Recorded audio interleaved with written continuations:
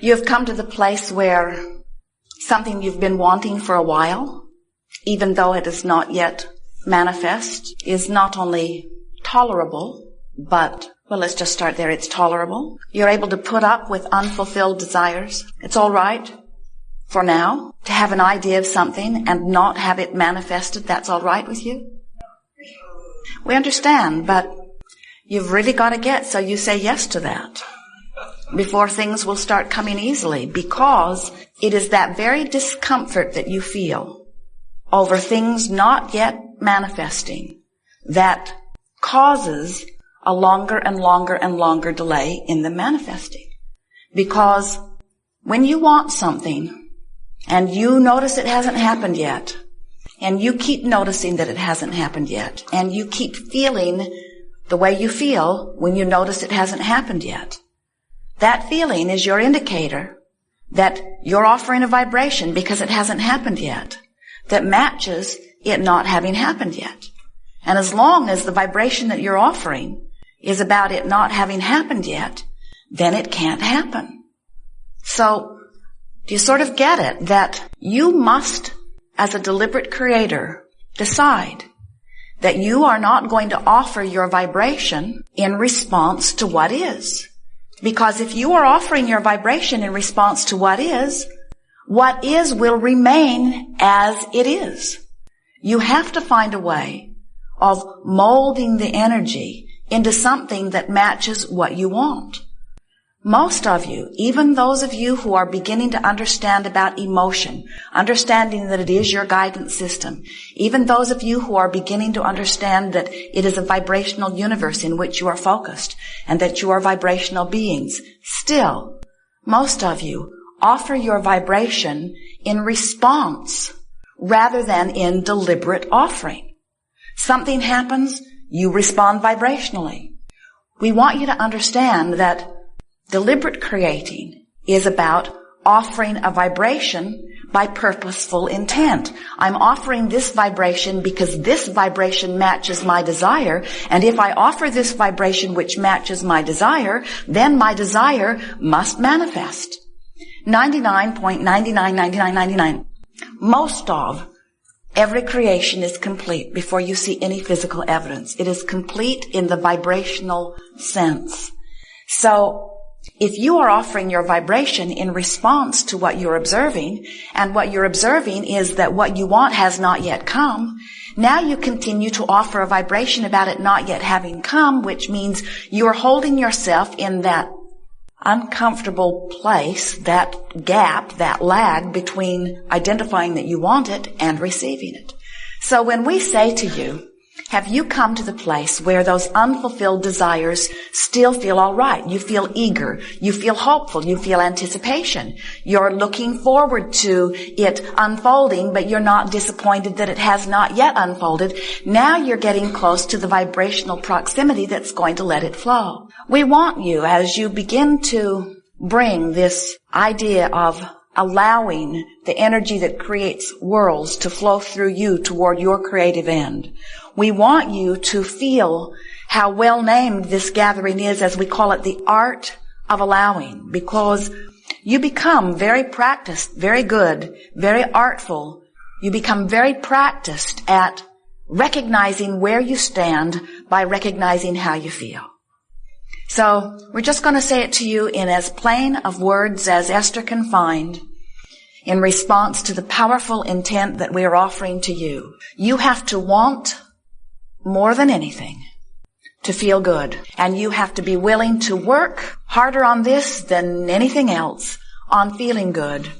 And here's the blunt statement that we want you to leave here remembering. You've got to stop letting what is dictate your emotional response. So, somebody hurts your feelings. You don't want to be somebody that somebody can hurt your feelings.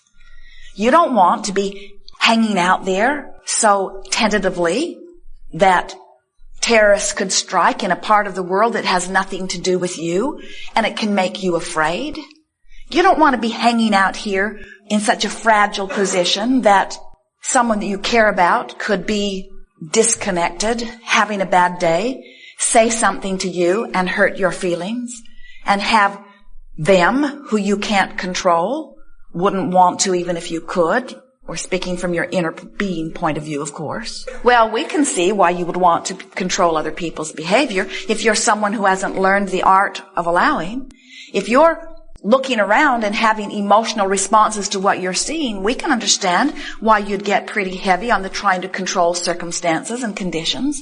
But by now, we would have thought you would have given that up because you're not able to do it. And as soon as you get one of them corralled and managed and molded in the way that they need to be so that you can look at them and feel good, another one just pops up. Or that one goes off and meets some new friend and starts catering to what they want instead of catering to what you want, and then you're back to square one again. You spent 18 years teaching that kid how to behave, and then he fell in love, and now he's doing what she wants. So if the way you feel is dependent upon controlling even one condition, you're in big trouble because you can't manage to control those conditions, but you can manage with all of the possible things that you have that you could focus upon and think about and remember and ponder and muse and observe and imagine. With all of the things that you could focus upon, past, present, or future, certainly there are enough things that feel good when you do it that you can manage your own mood. And the art of allowing is nothing more than managing your mood. It's saying, I want to feel good, and when I do feel good, I'm in alignment with good things. Now, conceptually, that's really easy to understand, isn't it? But you've trained yourself to respond to so many things other than that, even though you were born with a guidance system, even though you were born with this incredible ability to assess in every moment your vibrational point of attraction. It is interesting to us when we see you not understanding today that a good feeling is a good thing and that a bad feeling is not such a good thing. We want you to be willing to feel good on purpose for a little while and to watch the results of that deliberate offering of vibration. But that means directing thought on purpose.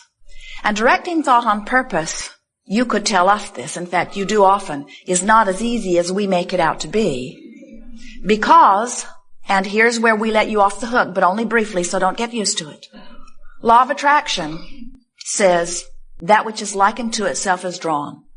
So if you've been focusing by virtue of some circumstance or events that you've been living on something that's causing you to offer a particular vibration, we acknowledge that it is easier for you to find other thoughts that match that vibration than it is to find very different thoughts. In fact, we'll really let you off the hook by saying, but only briefly, so don't get used to it. We will really let you off the hook by saying, you actually cannot find thoughts that are very far from the thoughts that you are thinking. In other words, if you're depressed and some bright-eyed, bushy-tailed Abraham student comes to you and says, you know, you create your own reality and you're supposed to feel good and things can get better for you, all you have to do is cheer up. You're thinking, I do not create my own reality or you'd be gone. It's just annoying to have someone all bright and happy and sure of themselves flapping in your face when you are in a place of not feeling good. We know that, but what we want you to understand is, unless you make an effort to feel better, and unless you accomplish feeling better, you have not shifted your vibration at all. And if you have not shifted your vibration, things cannot change. And dear hearts, there is not enough effort in the world to make the difference. You can't work hard enough. You can't work long enough. You can't gather enough other resources to you. You cannot buck the current of your own vibration. But unless you have convinced yourself that the way you feel is guidance and that good is moving toward what is good, is that hard to understand? Well, it's hard to understand by many of you who have had many people who didn't want you to move toward your good. They wanted you to do what they thought would move them toward their good. So they said to you, never mind how you feel, do what you should do. And what you should do is what I say you should do. And so disregard your own guidance and pay attention to these rules that I have laid out for you. And oh boy, are there piles of rules. Each one offered from somebody else's vantage point, each one offered so that you can fulfill something that they need, because so many of them are still living a very conditional love. They want to feel good. They're well-meaning. They want to feel good, and they need you to behave in a certain way so that they can feel good. But do you hear the trap? So they need to feel good, so they set out rules, so you follow the rules so that they can feel good. But they can't get everybody to follow the rules, so they never really feel good. So they keep offering more rules, and you keep getting more lost because you are not using the guidance that you were born with to quantify your own journey. Have we convinced you? Have we convinced you that the way you feel is everything? Do you believe that when you feel good, you are in a vibrational place of allowing what you want in? Please believe it, because there is nothing that could be more accurate. So we're going to be a little heavy today. I'm going to emphasize it a great deal, because it really is what the art of allowing is about. We want you to leave here, if not already really good at it, at least determined to get better at it, at being one who molds your energy. Let's say it in a different way, of being one who creates your own mood, because you understand that when you create a mood of joy, you're allowing everything that you've been asking for to come in. When you create a mood of love, you're allowing everything that you want to flow in. When you create a mood of expectancy, you're allowing everything you want. When you feel ornery, when you feel pessimistic, when you feel afraid, when you feel angry, even when you're frustrated and overwhelmed, those are indications that you've got your frequency set in a different place, and sincere, concentrated, deliberate molding is in order. So if someone says to you, "What are you working on these days?" tell them, "I'm working on my own mood and attitude." And if they're wise enough to ask you why, tell them, "Because that's my true, in the moment indication of how many of the wonderful things that I have been praying for and asking for, I'm allowing into my experience right now." Tell them, "I'm no longer dictating my focus by whether it's interesting or whether it's important or whether somebody else is pointing at it or whether somebody else has made a big deal about it. I'm no longer guiding my sculpture of my life by any outside factor or guidance. I'm guiding it completely by the way I feel."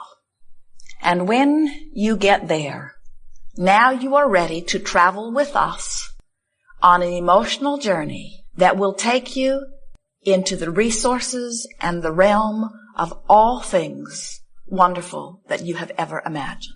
There is nothing that you cannot be or do or have. And there is nothing that is keeping you from the accomplishment or the achieving of anything other than your own attitude, other than your own mood, other than your own focus, other than your own emotional response to what you're giving your attention to. So leave this gathering today deciding that you're no longer one whose feelings can be hurt, because your feelings are no longer up for grab. Because your feelings are not dependent upon what somebody else thinks or does. Your feelings are dependent upon your choice of focus. And since that person that may hurt your feelings also could not hurt your feelings, you've got choices in your imagination. And since that person that may have just hurt your feelings has also done things that thrilled you, you have choices in your memory. And because that person who's trying to hurt your feelings right now is not the only person in your awareness right now, you've got choices right now. You have choices. The emotional journey says, and this is where we're letting you off the hook again. The emotional journey says the choices that you have are not from despair all the way to bliss. You don't have that choice, not right now. You've got the choice from despair, more despair, less despair.